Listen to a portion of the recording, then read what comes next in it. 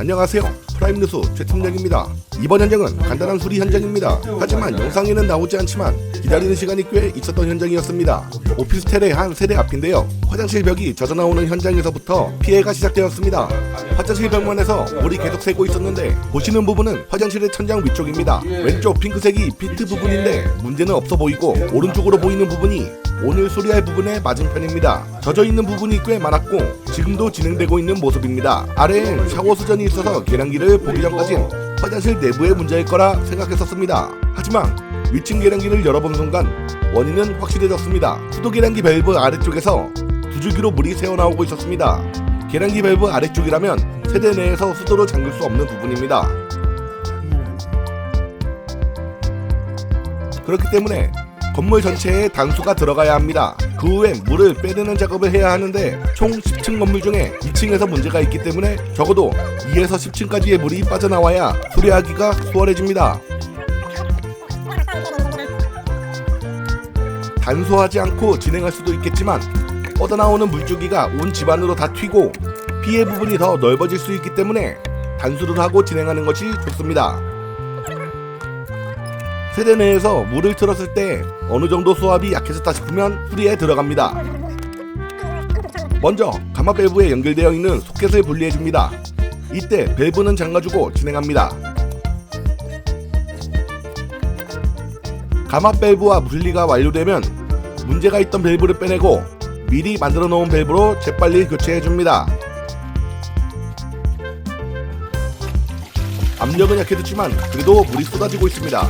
이럴 땐 교체할 밸브를 열어두고 교체할 부분에 맞물린 뒤 밸브를 잠궈주는 식으로 진행하면 쉽게 교체하여 물을 제어할 수 있습니다.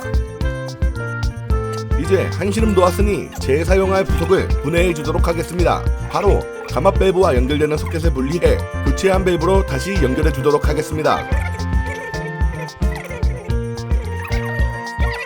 나사산이 있는 부분에 테프론 테이프를 적어도 15바퀴 이상 돌려주도록 해야 합니다. 너무 많이 감으면 결합하기 힘들어져 일정 나사산 이상 들어가기 어려울 수도 있으며, 너무 적게 감으면 테프론과 나사산에 공간이 생길 우려가 있어 물이 셀 수도 있으니 10년 넘는 기술자의 노하우로 15바퀴 정도가 적당하다 생각됩니다. 간혹 유튜브에 이상하게 테프론을 감는 영상이 보이는데 그런 거 저는 믿지도 않고 사용해볼 생각도 없습니다. 가장 좋은 방법은 테이프를 꼬이지 않게 잘 펴서 반시계 방향, 즉 잠그는 반대 방향으로 15바퀴를 감아주는 것으로 진행합니다. 시청하시는 분들도 다른 영상에 현혹되지 마시고 제가 알려드린 방법으로 하신다면 확실한 마감을 할 수 있을 것입니다. 준비가 다 되었다면 다시 결합해 주도록 합니다. 작업 공간이 너무 협소해 결합이 쉽지 않았습니다. 작업 위치가 붙박이 신발장 아래의 위치에 있어 몸을 구겨서 들어가야 하고 덩치가 있는 제겐 쉽지 않은 현장이었습니다.